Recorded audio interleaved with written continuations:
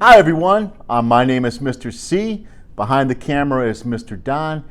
Thank you for allowing us into your world and welcome to the Detroit Children's Museum video today. We are going to analyze another one of our artifacts using this document we received from the National Archives. We can provide a copy of this document to you for use. It's also located on SharePoint for teachers to download for their students, okay? We have about 2.5 million artifacts, pieces of history from all over the world encased in this building where we're located. Don and I are located right now. About 5,000 to 6,000 of those artifacts is where this would belong. This beautiful artifact from someplace in the world, but we'll discover also these are used in many areas of the world, just created in different manners, different people. Okay? Let's dive in. With this document entitled Analyze an Artifact or Object, the first thing it asks us to do is we meet the artifact. What do you think this is? There's a place to write down an answer, draw a picture. Maybe your answer could just be in a phrase as an idea. We're brainstorming. You can't see it face to face right now, but you can see the beautiful video, this piece of history from somewhere in the world. Okay, I wonder where it's from and what is it? Okay, observe its parts is the next part of this diagram or this chart. And it reads here, what do you think the object is made out of? Okay, then there's a place where you can circle. I love this because everyone can be involved in this, right? From the little ones to medium-sized ones, the big ones, the old ones like me, we can have success. And again, you're observing, you're using your eyes. If you were nearby, like I am, to this artifact, you could smell something that might give you a clue of what it's made out of. I'm getting a little wafting of aroma to my nose now that's giving me a clue, because I know what it is, but you don't. So is it made of bone? You would circle that. Ceramic pottery. And again, look at those beautiful video he's taking and the pictures. Is it made of some type of fabric? If it is, you think glass, leather, circle those things. Is it made of metal on any place on this artifact? Paper? Is it made of plastic? Stone? Perhaps wood? You would circle that. Maybe you have an idea that's not included on this list. Draw a picture and circle that. The next topic, or next section, I'm down here on the left-hand side here, would be, or is, how do you think the object feels? What is its texture? Something's texture is how it feels, right? The sense of touch. Circle all that apply. And you would circle heavy. Is it light to the touch? Is it smooth? Is it rough? Is it hard? Okay. Is it soft? Like you see the picture of the bunny rabbit there. If that's the case, then you can circle. And I love the way the National Archives people left some space that if you don't see something out that you wanted to use to describe its texture, then you could draw a little picture or write the word, okay, and circle that. What a great way to encourage writing, literacy, increase of vocabulary. Okay, what is the color of the object? I'm now in the middle of the document, middle and center. What is the color of the object we have? What is the shape of the object? How would you describe its shape? And it doesn't give you a lot of space to write there. But being that this is laminated, or maybe it's not, if you're using one that's just a piece of paper, you can always write some ideas on the back. Okay? What size is the object? Is it small like a coin? You check that or put an X in that little square next to it. Is it medium like a basketball? Maybe even like this dish here, this platter. Then you put an X or a check there.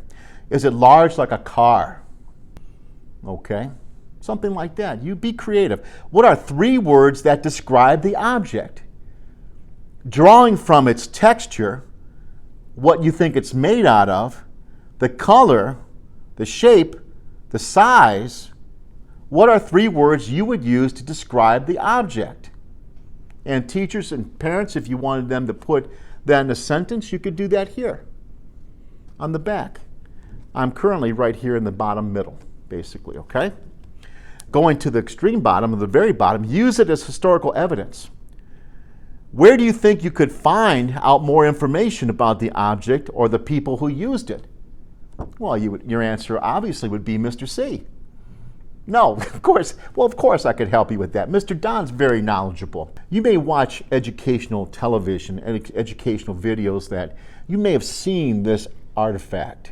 Try to make sense of it. I'm now on the right-hand side here of the document. What do you think the object was used for? Who do you think would have used the object? Would Mr. C have used the object? I'm going to tell you a little bit of a story later on in this video of how, or there was a time I could have used this object and what happened to me, but I'll let you know about that. Okay, what does the object tell us about the time period it was made and used? So do you think this is from an older time period? I will tell you this. It came to our collection in the 1950s. Do we still use this object today? If so, how is it different? Okay? What is it? Let me give you a couple of clues. Where is it from? Where do the people live, even today, that invented, that created this artifact? This particular artifact is from the Eastern Hemisphere. I will tell you that. Stay tuned for the answer. Get your thoughts together. Maybe write down some ideas, some guesses, some hypotheses based on the evidence we collected together, what you have seen, observed in video, in photo, and what you've heard me share with you. What's your guess? Where is this from? How is it used? What is it? Okay, we'll be right back.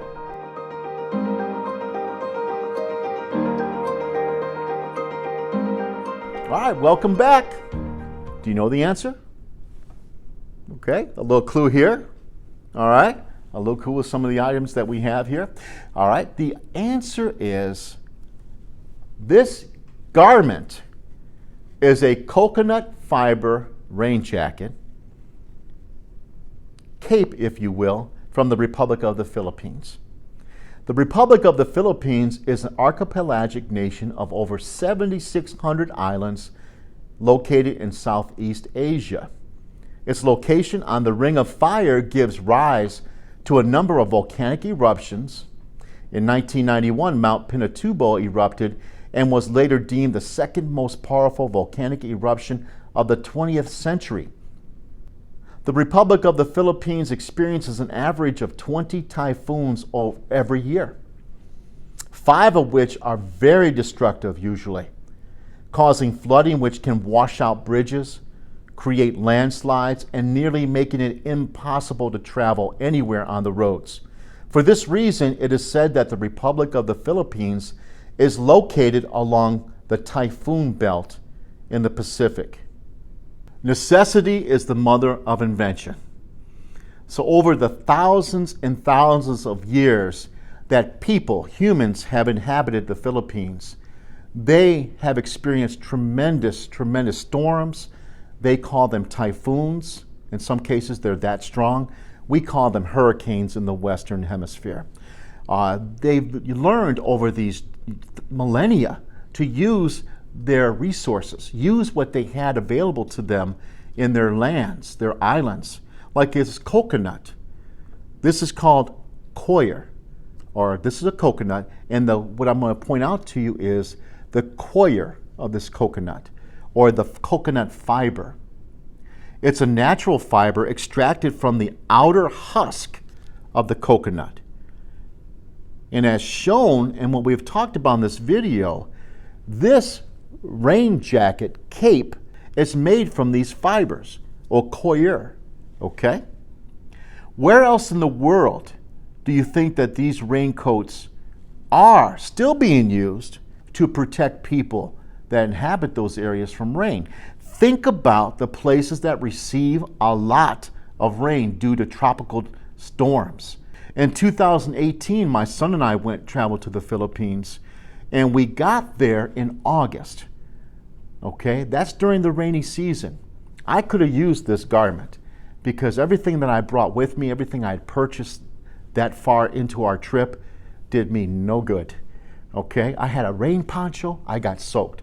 The rain came down like I've never seen before, a deluge of rain. We went to the Zambales, find that on the map, and a typhoon had just went out into the ocean towards Vietnam.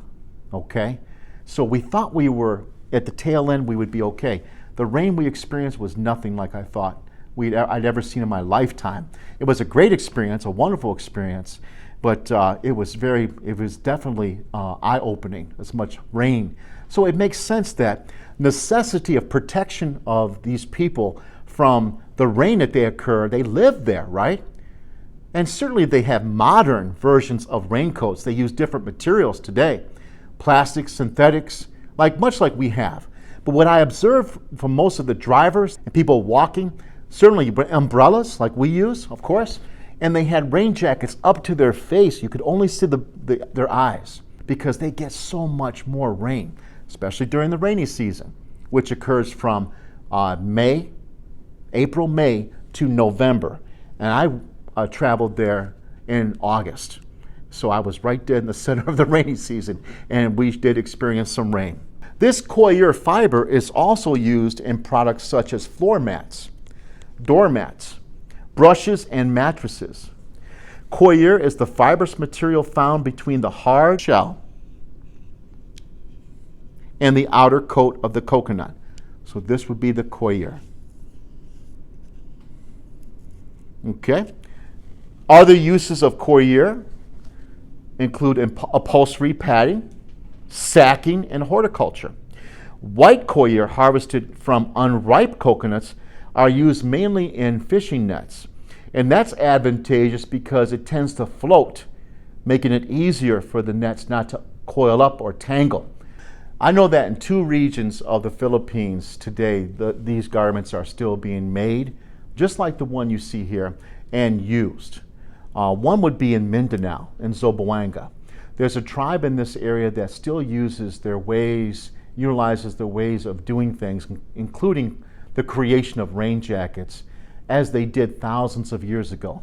Certainly they have access to other materials, but traditions are important to these people. And I just spoke to someone in the Batanes. The Batanes is in northern Luzon. There's 3 major island groups in the Philippines. Luzon, Visayas, and Mindanao. The Batanes is in the very northern part of the Philippines. And speaking to this gentleman last night, in fact, just yesterday, he told me that the people that live in that region and have lived there for thousands and thousands of years, some people think 60,000 or more years, okay, still make rain jackets just like this. And they also make hats to help protect them from the rain, the heavy deluge of rain that sometimes occurs from the typhoons or other strong storms. Well, I hope you enjoyed our video today. And remember, teachers, wherever you're working, we can allow you to borrow these items from our collection at your schools, etc. Okay, we will deliver them to the schools. Remember to contact Mr. Don or myself. Information is on those templates that Don has created so nicely. And I thank you so much for letting us again to come into your world. Thank you for your participation. And I bet you some of you guessed this correctly, right? It's pretty cool stuff, and we do have some very interesting things here at the Children's Museum. Okay? Thank you, and please tune in again to a video from the Detroit Children's Museum. Bye-bye.